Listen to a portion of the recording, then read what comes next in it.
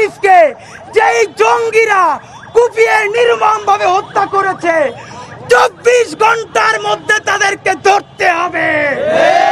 কোন মিডিয়ার ভাই মিলিয়ন ভিউয়ের জন্য যদি উস্কানিমূলক ভিউ নেওয়ার জন্য কোন থাম্বনেইল করেন, মিছিল নিয়ে কিন্তু মিডিয়া হাউসে চলে যাব। আদালত চত্বরে সরকারি আইনজীবীকে মামলা লড়ার কারণে তাকে প্রকাশ্যে কুপিয়ে হত্যা করেছে চক্রান্তকারীরা। সরকারকে বলতে চাই, আপনি কি বাংলাদেশের সরকার নাকি নতজানু এনজিও? এইটা আপনাকে প্রমাণ করতে হবে। আপনি কি বাংলাদেশের শান্তিকামী জনতার সাথে আছেন নাকি আপোষকামী সন্ত্রাসীদের সাথে আছেন? আপনাকে অতি সত্বর প্রমাণ করতে হবে। আমরা জানাতে চাই, ইন্টেলিজেন্স ফেইলুয়ার যদি না হয়, যিনি সরকারি আইনজীবী তাকে একাকী করে হত্যা করা হয়। অনেকেই জানতে চাচ্ছেন যে আমরা ইসকনের ব্যাপারে কথা বলবো কিনা। সেই ক্ষেত্রে ইস্যু হচ্ছে, ইসকন তো বলবে যে আমরা এই মহাপ্রভুকে ইতিমধ্যে বহিষ্কার করেছি। কতক্ষণ পর বলবে তারা মহাজাগরণের। সুতরাং ইসকন চিনি না, মহাজাগরণ চিনি না, সনাতনী কোন সাইনবোর্ড চিনি না। সাইনবোর্ড একটাই, খুনি সন্ত্রাসী সন্ত্রাসী। লাল জুলাইয়ের পরে বাংলাদেশে আর কোন জঙ্গিবাদ দাঁড়াতে পারবে না।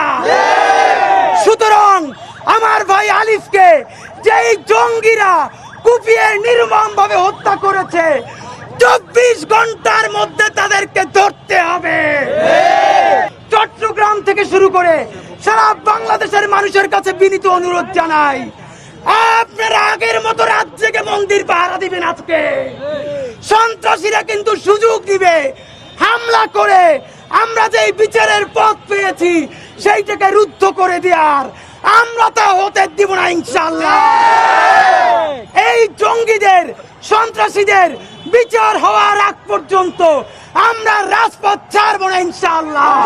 এই গণ অভ্যুত্থানের পরে থেকে আমরা বলে এসছি, এই আওয়ামী লীগ, এই ফ্যাসিবাদী গণহত্যাকারী যে শক্তি, তাদের যে ট্রাম্প কার্ড ছিল তার মধ্যে ছিল মুক্তিযুদ্ধ ট্রাম্প কার্ড। এটিকে তারা ব্যবহার করেছে।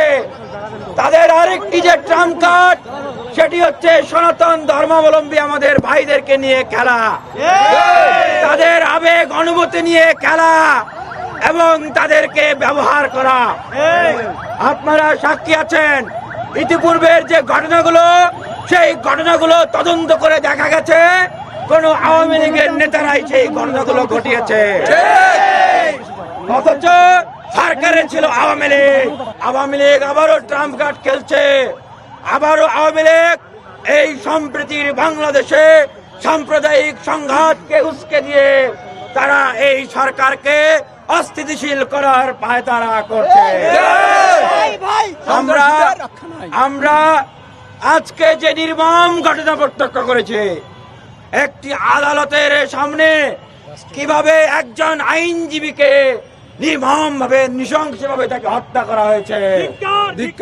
জায়গাটি কোথায়? জায়গাটি কোথায়? আদালত প্রাঙ্গণ, যেখানে বিচারের জায়গা, সেখানে কারা এই ধরনের ঘটনা ঘটালো?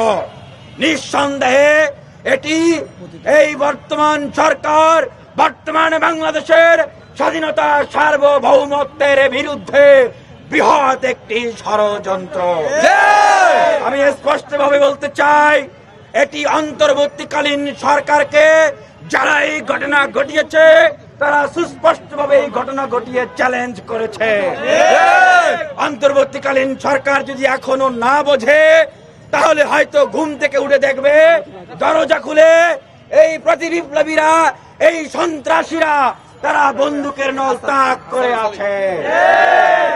আমরা বারবার প্রশ্ন রাখতে চাই, বাংলাদেশের বিভিন্ন জায়গায় এই যে অস্থিতিশীল পরিবেশ তৈরি করার যে ঘটনাগুলো ঘটানো হচ্ছে, গোয়েন্দা বাহিনী কি করে? গোয়েন্দা সংস্থাগুলো কি করছে?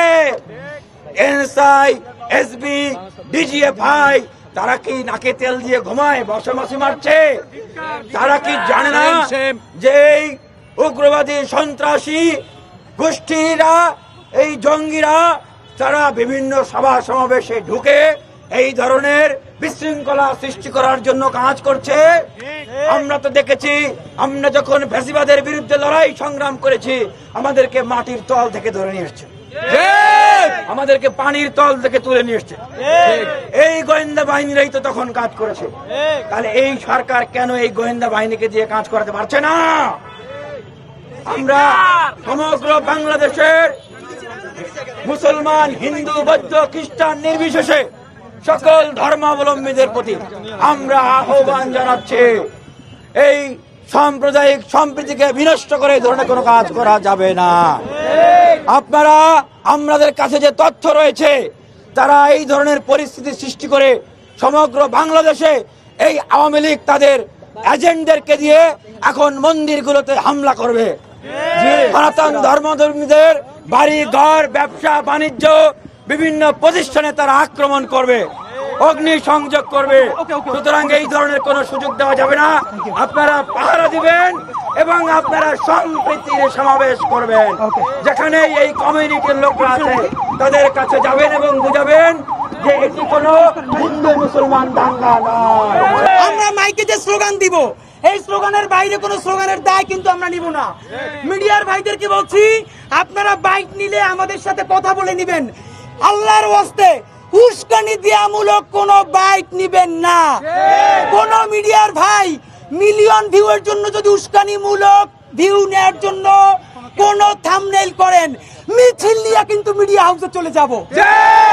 সুতরাং এই প্রতিবাদ মিছিল শান্তির জন্য, সন্ত্রাসের জন্য নয়। এই মুহূর্তে চট্টগ্রামের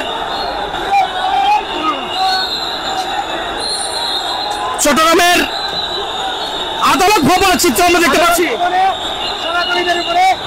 লাঠি চার্জ করা হচ্ছে এই মুহূর্তে দেখছিলাম, আসলে টিয়ারশেল গ্যাস কিন্তু মারা হচ্ছে। দর্শক, উত্তপ্ত চট্টগ্রামের আদালত ভবন এলাকা দর্শক দেখানোর চেষ্টা করছি।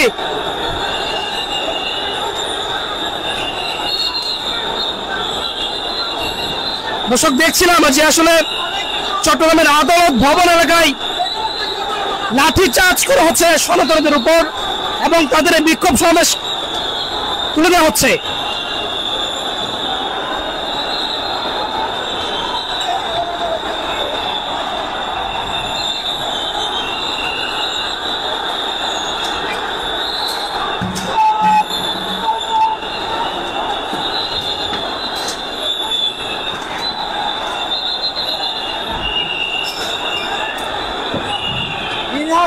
লাঠি চার্জ করা হচ্ছে দর্শক, এই মুহূর্তে দেখছিলাম চট্টগ্রামের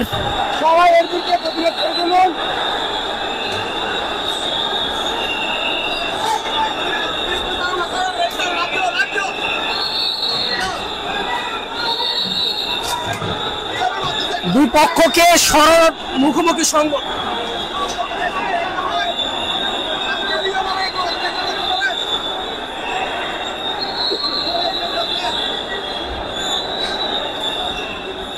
চট্টগ্রামের আদালত এলাকার চিত্র দেখছিলাম যে এখন থমথমে পরিবেশ, উত্তপ্ত হয়ে গেল। কিছুক্ষণের মধ্যেই লাঠি চার্জ করা হচ্ছে, বিক্ষোভ মিছিল ভাঙতে লাঠি চার্জ করেন সনাতনীরা। দর্শক, দেখছিলাম যে বিক্ষোভ মিছিল ভঙ্গ করতে লাঠি চার্জ করেছেন সনাতনীদের উপর আইন শৃঙ্খলা রক্ষাকারী বাহিনী এবং টিয়ারশেল গ্যাস কিন্তু নিক্ষেপ করা হয়েছে তাদের উপর থেকে।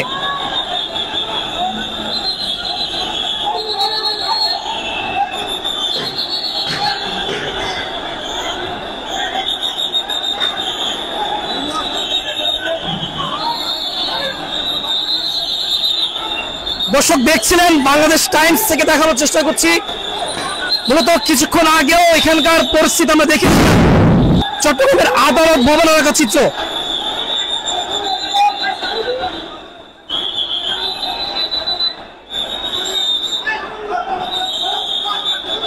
কিছুক্ষণের মধ্যে আমরা দেখছিলাম যে আসলে চট্টগ্রামের আদালত ভবনের চিত্র কিন্তু একটি রণক্ষেত্রে পরিণত হয়েছে। দর্শক,